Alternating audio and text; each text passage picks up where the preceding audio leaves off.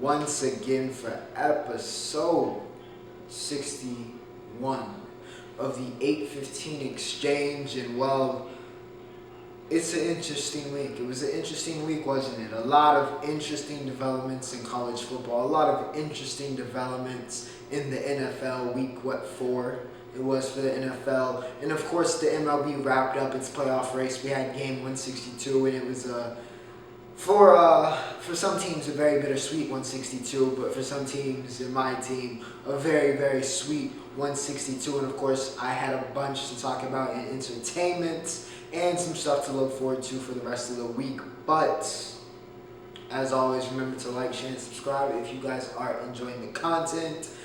Timestamps in the description. My social media in the description. So if you want to follow me, you want to skip ahead here in the show, feel free to. You know where to find it. I don't really need to tell you. You know by now if you've been around.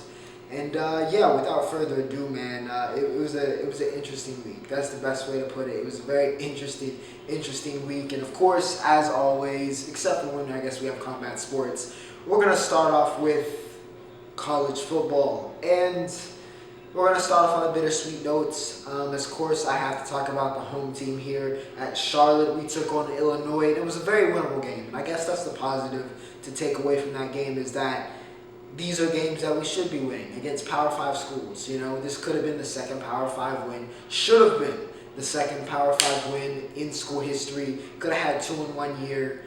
And to be able to say that is a good development, but at the end of the day, we still lost 24-14. We had Chase Brown, who I think is the Illini's third string running back, run for 257 on 26 carries and 2 touchdowns.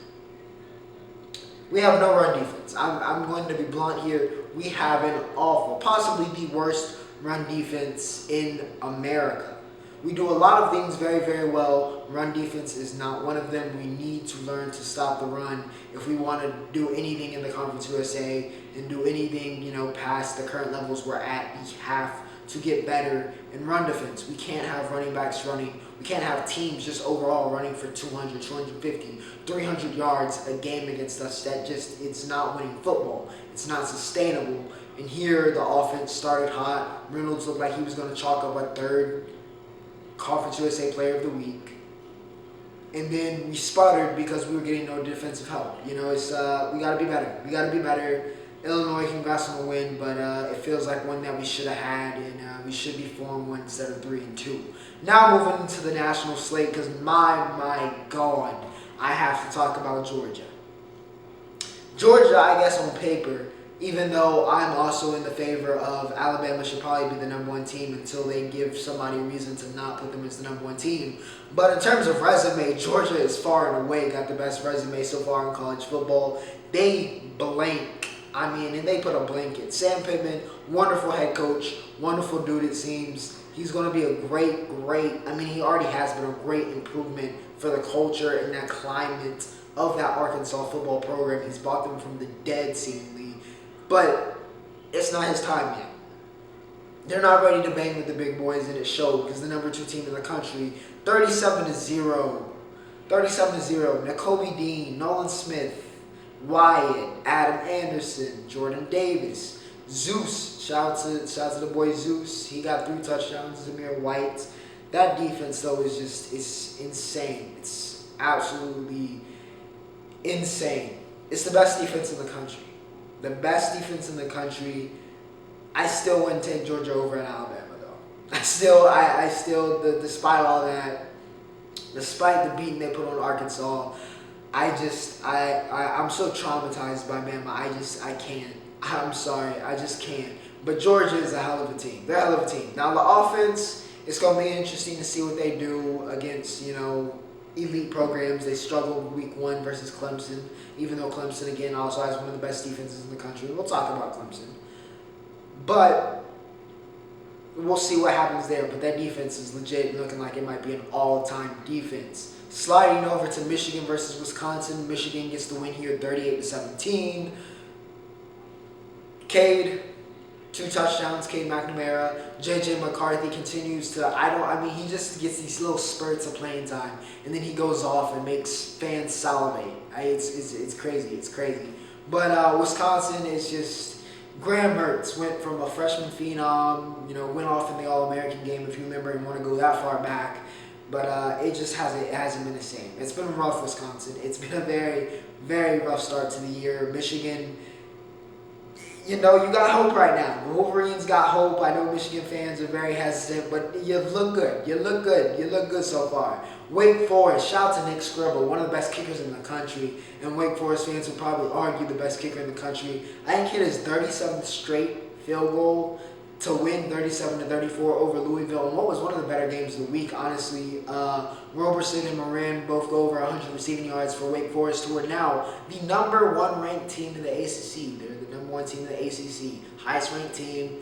We'll see if Wake can keep it up and Wake can be great, or if they falter here. I mean, the ACC's been chaotic, but Wake Forest has somehow weathered the storm. They're moving on up. Big win here versus Louisville. We'll see what happens next. That Louisville team is pretty good as well, so we'll see. We'll see if that builds some more momentum onto this Wake train that they got going on. In one of the major games of the week, another one besides the Georgia-Arkansas game, we had Notre Dame and Cincinnati.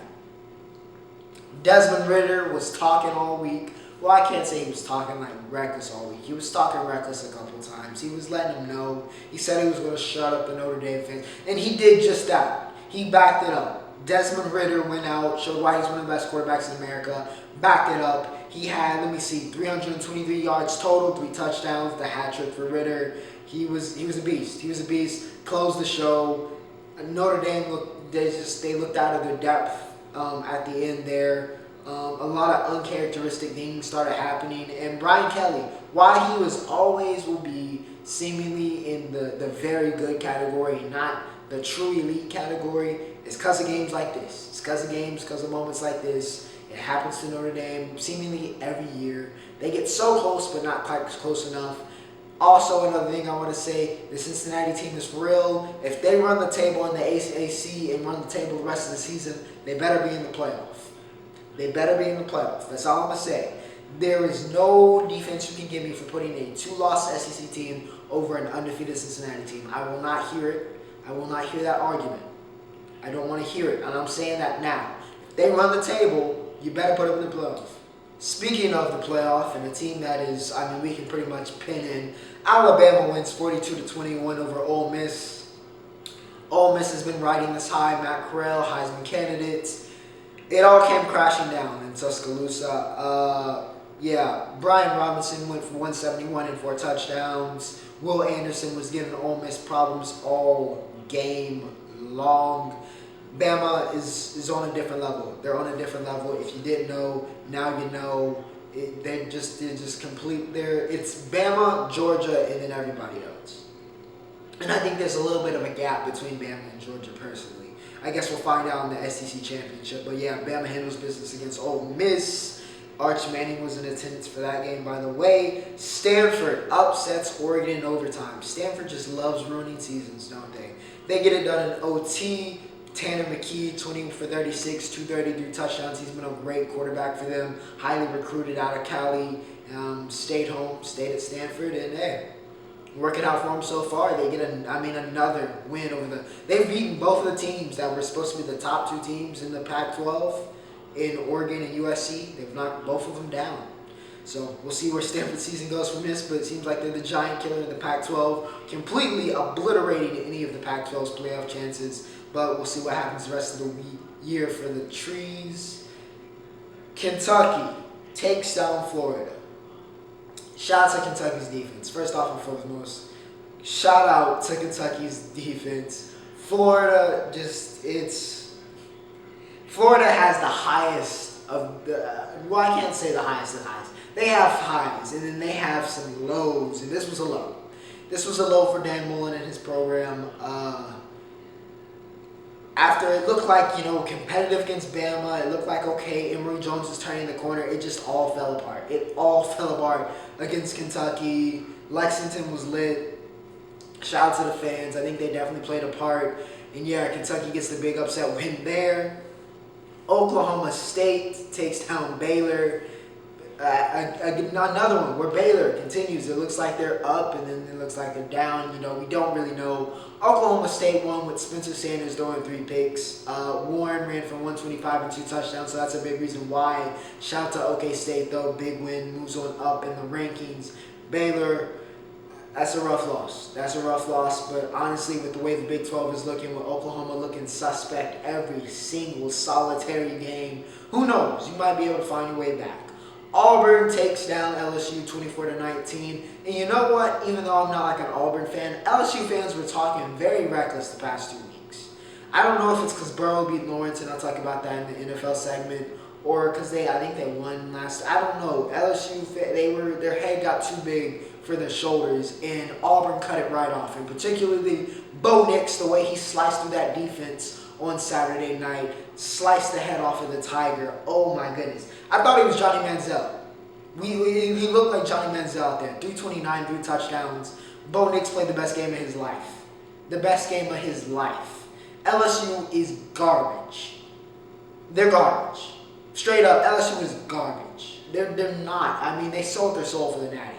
Clearly sold the soul for the Natty. Coach OC continues to warm up every single week, it seems.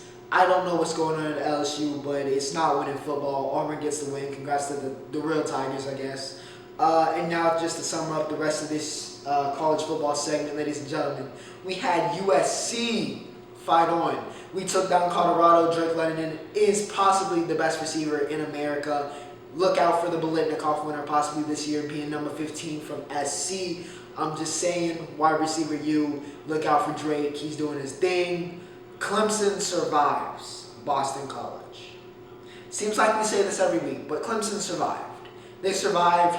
Tony Elliott continued with another disaster class. Big Cinco with another disaster class. It's looking like he robbed Applebee's for that NIU money. It's been ugly football. Very, very ugly football for Clemson so far. Arizona kills UCLA. Arizona beat UCLA. You know what? It's UCLA, so no complaints there. And to end off, Iowa ahead of a very, very big matchup. They jump up to number 3 after putting a 50 ball on Maryland. Iowa looks legit, but there's been a curse of number 3 teams. We'll see if it hits. But they got Kinnick and Penn State next week. It's going to be a wild one. I think that one's going to be on Fox because they can't go to game day because they were just at Penn State for wideout. But Iowa, Penn State should be a good one. We'll see if Iowa's Kinnick magic versus the number 3 curse. We'll see what happens there. But another very, like I said, to start this entire show, interesting week. A lot of interesting developments in college football. But you know what? That's the beauty of the game. The absolute beauty of college football. Now to head over to the MLB, man. Baseball's regular season concluded. And of course, as a Yankees fan, I have to talk my Aaron Judge. How many times throughout this season, which had some dark moments, but how many times was Aaron Judge the light of my life, and the light of every Yankees fan and the Yankees organization? You know, he bails us out, he gets us into the playoffs, he gets the clinching, game-winning hits. What more to say? Honestly, if they gave him a C, I'd be perfectly fine with it. Aaron Judge is a superstar. It's not up for debate. What a beast. The Yankees make the playoffs. You know, sunshines and rainbows. It's a great time. You know, what a time. The Blue Jays. Now, the other major development was with the AL East was somebody was getting in the wild card. The Mariners lost. Well, no, the Mariners got eliminated by the Blue Jays winning? So it was a very complicated situation. Anyways, Mariners get eliminated by the Blue Jays or whatever. So they are out. Kyle Seager has that whole, swan song, took third base. Then it came down to the Red Sox. Would they get to win? And Rafael Devers with the go-ahead home run in the 9th broke the hearts of everybody in the 6th. And as Vladdy does share the home run crown, it wasn't enough. All of the dominance, all of the MVP candidates, all of the great things that the Toronto Blue Jays did, the 90 wins, wasn't enough. it wasn't enough to make the playoffs, as the Red Sox and the Yankees are the one that make it the wild card in the AL. And now, as I pull up the bracket very quickly here, we got the Yankees and the Red Sox. I will refrain from making any predictions, just because of personal bias, and I do not want to see a world in which we lose to the Red Sox on Tuesday. I would be absolutely disgusted. But I did want to play Boston. I did want to play Boston in the wild card. Winner will play Tampa Bay. You got the White Sox and the Astros, which is going to be a very fun series, I believe. Two teams that, I feel like are in pretty similar situations, honestly. So very interested to see how that one goes. Over in the National League, I don't know how the Dodgers, with the second best record in the league, and maybe this is, where we could see some postseason reform in the MLB. How many teams have ever won 105? Maybe 20-something teams in the history of the MLB, right? And that's a long time. And the Dodgers are in the wild card. They get to face the red-hot Cardinals. We'll see how that game goes. Winner will play the Giants, who had the best record in the league. And you got the Braves and the Brewers. We talked about them a lot this year. The Braves, not so much. They had the worst record of any division winner, but Acuna out for the season. They've dealt with some adversity. Still made it here in the playoffs. Still made it here in the postseason. We'll see what they can do. It should be a very, very good playoffs. There's a lot of good teams. I don't know who I'd have winning at all, but should be a very interesting one. We'll see what happens. That's the MLB. Now for entertainment, I got to see a movie. So we got a full entertainment slate this week, ladies and gentlemen. And we're going to start off, in fact, with that movie. I went to go see Venom. There will be Carnage. And honestly, it was a good movie. It was a good movie. Is it going to win any, Pulitzer Prizes for film or, win an Oscar? No. But it was a nice, fun movie. Again, the dynamic between Eddie and Venom is just so well done in these movies. And it provides a lot of entertainment. Carnage. Woody Harrelson was fine. He was good as Cletus Cassidy. Oh, and of course, spoiler alert here. I'm going to talk about plot pretty much for everything, just so you know. He was fine as Cletus Cassidy. Though, I feel like I wish this should have been a rated R movie. Straight up. This Venom should be a rated R movie. It should. Especially when you have Carnage. There is no real way to be authentic to the Carnage character if you don't make it a rated R movie. He's a serial killer.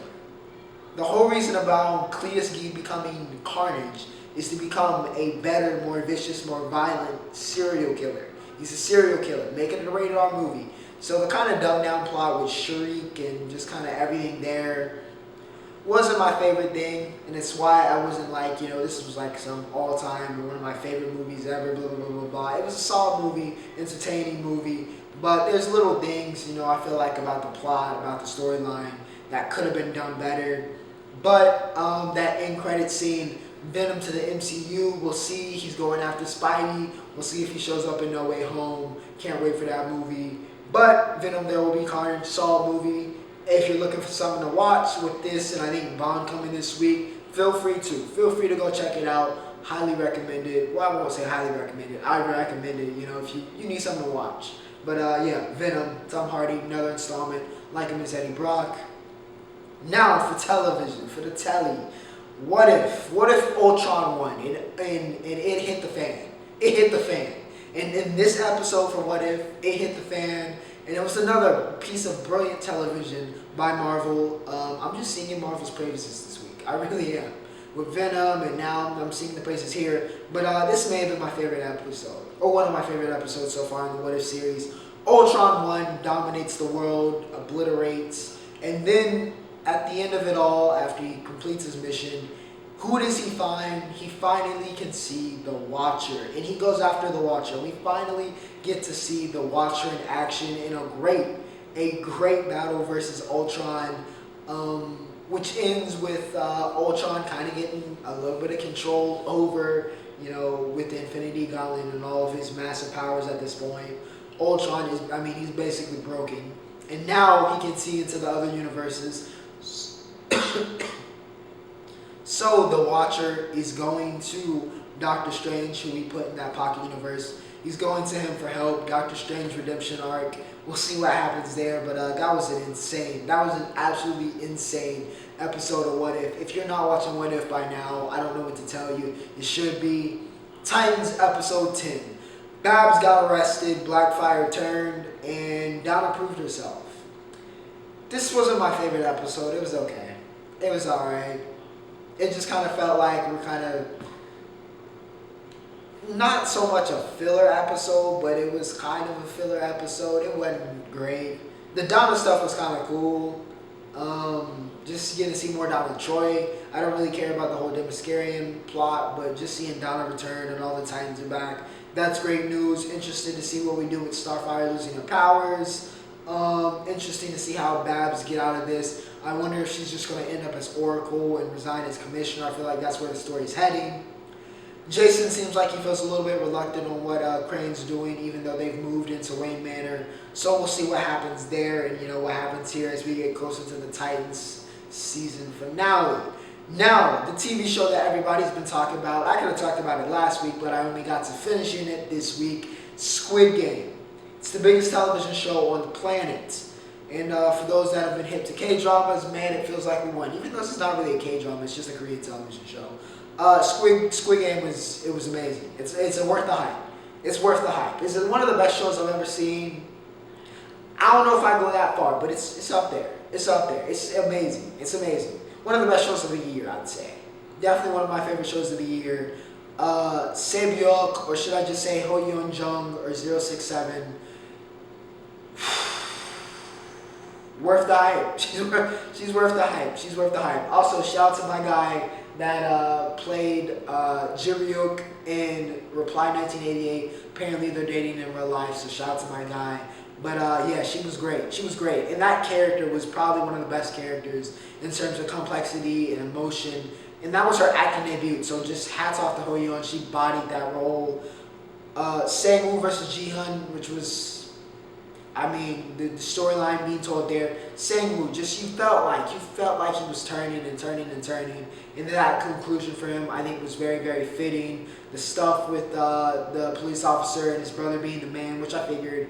The old man. It was just a great television show. If you haven't watched Squid Game, go watch Squid Game. Even me describing it right now, can't put into words how good that show is. It's worth the hype. You've probably watched it, but if you haven't, what are you waiting on? You live under a rock. Please go watch Squid Game after you watch this show. Meek Mill dropped Expensive Pain. I think it's his 5th studio album, and I'm going to give Expensive Pain, off of first listen, I'm going to give it an 8. It's not the elite. It's not bad. It's not even really necessarily mid. There's some really good points on here, sharing locations, which I think was released. I think it was a single that was released beforehand. Or at the very least, it was teased with Dirk and Baby that lived up to the hype. A lot of Meek with features just seems to work. I wanted him to turn down a little bit on the auto-tune I feel in this album though, which is why I don't have it higher. It's because he went to that bag a little bit too much, and he sounded too much like a Dirk or, one of the rappers in that lane, and that's not really Meek's lane. I just want to hear you rap, Meek. I don't really want to hear you hop on an auto-tune melody. That's not really your bag. But when he stayed in his bag, and when he had a very dope feature like Halo with Brent or Vorio on Tweaking, it was great. It was great. Meek Mill, Expensive Pain, it's a good album. Of course, Meek Mill is a Hall of Fame gym playlist soldier, and he dropped a couple tracks for those that need that. But yeah, Expensive Pain, I'm going to give it an 8. You can let me know how you felt about it. But it was a good album. It was a good album for Meek.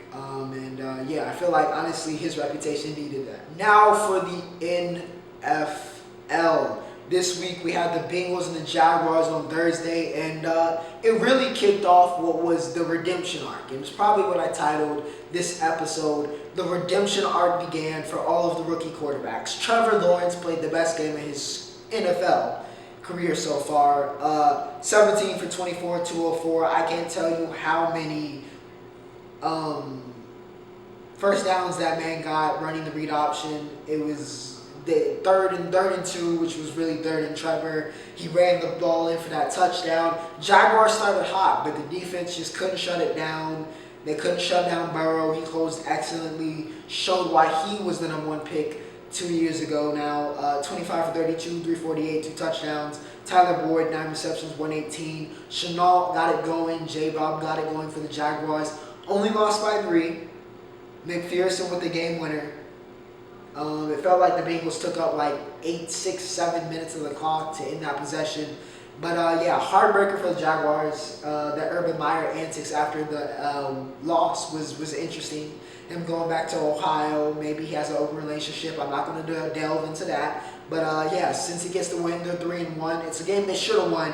But impressive stuff from the Jaguars, who even though they're 0-4, there was optimism and hope to be found in this game. Washington and the Falcons. I don't know why, and I talked about this with my boy Rod because he's a big Washington fan. Why can't y'all win normally? Y'all just can't play a normal game. And y'all cannot win a game like a normal team. You just can't. It has to be the most convoluted, just barely scraping by, just wild. Y'all just can't win normally. Y'all can't win normally for whatever reason. They come from behind. Taylor Heineke, they win 34-30. Heineke with one of his best games, 23 for 33, 293 touchdowns through the air. Scary Terry, 6 receptions, 123, 2 touchdowns. Cordell Patterson continues to be a revelation for fantasy owners around the world. I'm going to pick him up in my fantasy leagues because I need to replace Myles Gaskin, and we'll talk about that later. Matt Ryan had 4 touchdowns. Matt Ryan didn't look washed. He played a great game, but Washington just, they were too clutch. Scored twice in the final 4 minutes. How does that happen? How do you let J.D. McKissick pull off that 30-yard run? Falcons defense, what happened to you? What happened to you? Good win for Washington, though. The Bills, I mean, it was a massacre. It was a massacre. They murdered the Texans, 40-0. This game wasn't close. Davis Mills was the rookie quarterback outlier this week. He threw 4 picks. There's nothing else I really need to say about this. Tyler Bass looked like he had like 15,000 field goals. It was a murder. It was a murder. That's the best way I can put it. Bears beat the Lions 24-14. Justin Fields gets his first win as a starting quarterback. He wasn't perfect this week, had an interception, but he was better. He was better. You saw some improvement. David Montgomery got injured, but overall, 23 carries, 106 yards, 2 touchdowns, and that is not even accounting what he did receiving. Lions. Goff, not a bad game, but Bears just won it fair and square. They look better. They just were better. They were better. Lions, I think you're 0-4 now. I don't know. I don't really know what to tell you. Besides run the ball with DeAndre Swift and maybe you'll win games, but you know, who am I? Then how about them Cowboys? How about them Cowboys? I know a lot of my friends have been waiting for me to say that on this, but I'm gonna say it now. We're 3-1. We took down the undefeated Panthers. How about them Cowboys? The offense is electrifying, dazzling, wonderful. Dak Prescott, one of the best quarterbacks in the world, 14 for 22, 188 and 4 touchdowns. We got Zeke going. We fed him. He got 143 and a touchdown. Amari Cooper, before he had to leave the game, had a touchdown and 80-something yards. Now let's talk about the defense, because the defense needs some love as well. Micah Parsons, Defensive Rookie of the Year, and the reigning NFC and maybe NFL Defensive Player of the Month, and leader in interceptions, Trevon Diggs. I was wrong about you, Trey. I was wrong. I was wrong about Diggs. I will be right here. I will say it right hand in the air.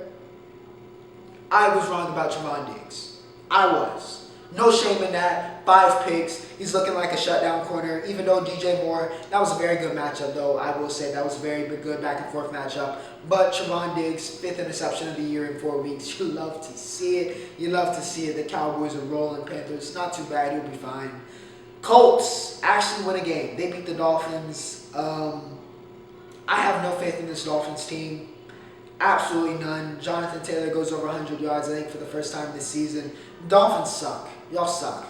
I know Tua's hurt, but y'all suck. You're trash. Garbage. Browns get the win over the Vikings, 14-7. It was ugly. This was an ugly game. If you watch this whole game, I am so sorry. I watched it on the red zone, and I felt like it was pain. The Browns did everything they could to lose this game. Baker Mayfield. I mean, OBJ should have had like 10 receptions, 200 yards, 2 touchdowns, but they were just out of sync. It was an ugly, ugly, ugly game. Ugly game. I don't want to talk about it any more than that, but it was an ugly game.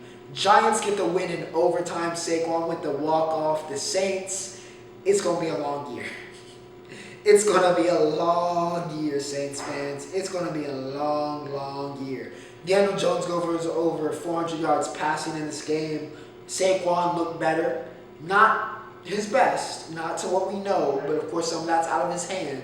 But he looked better, of course, closed the show. Giants get their first win of the season. They needed that. I feel like this could be a downturn for the Saints. I think this could get ugly. I really do think this could get ugly for the Saints. This is not the type of loss you want to take early in the season to a team of the Giants' caliber. It's just, I feel like, I'm feeling it could be an ugly season for the Saints. And they could be picking pretty high in the draft. The Jets, Zach Wilson gets his first win as a rookie quarterback. They get the win in overtime. Zach Wilson threw one of the most beautiful balls, as well as Trevor Lawrence. Both of them had, some insane. Lawrence, of course, on the rollout bomb. He actually had a couple of incredible throws. Wilson on the touchdown pass to Corey Davis, who had 4 receptions, 111, most of that off of that pass, and 1 touchdown. King Henry had 157 and a touchdown. Again, most rushing yards through, I think, 4 games in the history of the NFL. But straight up, Wilson just played better, and the Jets did enough. The Titans have been susceptible. That's why they're 2-2. They've looked vulnerable this year, and the Jets took advantage and did what they do. Played winning football. Shout out to Robert Saleh. He coached a great game, and the Jets earned a win. They earned a win versus the Titans. Nothing bad to say about them there. They earned that win. The Chiefs get the win against the Eagles, 42-30 in the shootout of the week. Patty Mahomes, 5 touchdowns. Hurts had 387 and 2 himself. Tyreek Hill continues to prove that he's one of the best receivers in America, in just the world. 11 receptions, 186, 3 touchdowns. CEH went over 100 yards. The Chiefs looked like they were exercising some demons in Philadelphia. The defense still looked a little suspect. The Eagles' offense was able to produce very well. Devontae Smith over 100 yards, but the Chiefs looked better. They needed it. Andy Reid. It was Andy Reid's homecoming, but Chiefs get it done. They moved to 2-2 because Lord knows they needed that 2-2. If they went 1-3, who knows what people would have been saying. Cardinals get the win versus the Rams, 37-20, giving the Rams their first loss. The Cardinals are 4-0. I don't feel like people are talking about that enough. The Cardinals are 4-0. Are they for real? Is it finally the year? I feel like we've been saying the Cardinals might break out the past 3 seasons since Kyler arrived. But this could be first in the NFC West so far through, a couple weeks. Kyler, no picks this week, didn't turn the ball over. Evans over 100 yards. They beat the Rams team that has looked so good this year. We'll see, but hey, hot start for the Cardinals. In the other game from the NFC West this week, the Seahawks get it done versus the 49ers, 28-21. Russ Wilson, 2 touchdowns, 149. Not his finest day, but he did enough to win. And honestly, that's what's more important. If we're being honest, it's all about getting that dub. Garoppolo, the game changed when Garoppolo got injured and got knocked out of the game. Trey Lance came in. Again, he was a little bit of an outlier to the redemption arc. Kind of left some plays on the table. Seahawks were able to capitalize. They got the win. The Ravens get the win over the Broncos, 23-7. Lamar Jackson, 22 for 37, 316 and a touchdown. Hollywood Brown with a better game. The Denver defense, they struggled. They struggled the entire game. The Ravens defense was great. Ravens get a well-earned win here in Denver, in Mile High. And, of course, the Packers and the Steelers. Big Ben is washed. I know we said it last week, but I don't know how you can get more washed than Ben Roethlisberger. I honestly don't. The Steelers are similar to the Saints in for a very long season. They need to draft a quarterback. I know it's an awful quarterback class, but you got to figure something out and get the guy, because it's not Ben. He needs to be retired. If he can retire now, I would say retire now, but that would just leave them in no man's land with Haskins and Rudolph, and that's not much better. So I listen, Steelers fans, I know it's not been like this in a while, but get ready for the rebuild. Get ready for the rebuild. Luckily, you got some young receivers and some young talent, but it's going to be Your defense is great, but that offense is all over the place. A-Rod did what he does, and that's all I really need to say about that. And in the game, the final game, the big game of the week, the Buccaneers versus the Patriots. Tom Brady came home. He came home, broke the passing yardage record, and despite not playing a great game, got the win.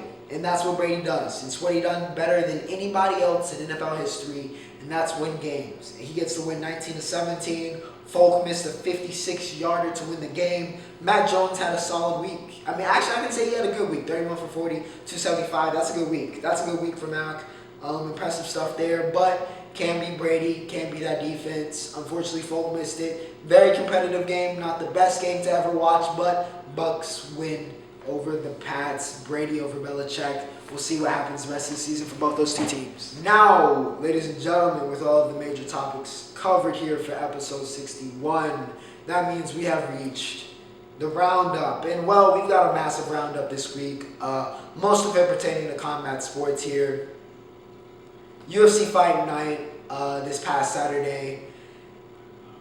It wasn't good. It wasn't good. I'm not going to mince my words. It wasn't good. It wasn't a great watch. We had some funny moments happen, but it was not a great watch. The main event was a snoozer. Santos did UD Johnny Walker. Interesting how Cavana has managed to transform Walker into a chaotic KO artist, into a point fighter. But yeah, Santos gets the UD. It was not a great fight at all.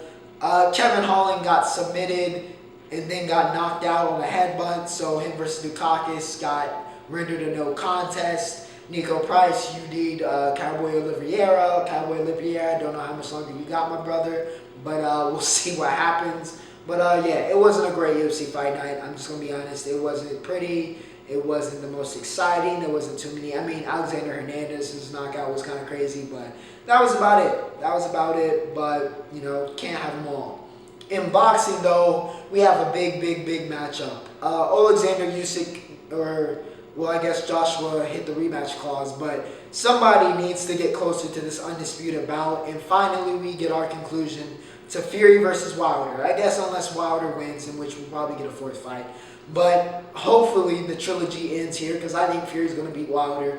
But you can let me know who you got on Saturday. I think it's Saturday. It might be Sunday, but I'm pretty sure it's Saturday. Tyson Fury versus Deontay Wilder 3. The first one was a draw with that insane, I don't know how Fury came back from the dead. The second one, Wilder made a bunch of excuses after Fury beat the crap out of him.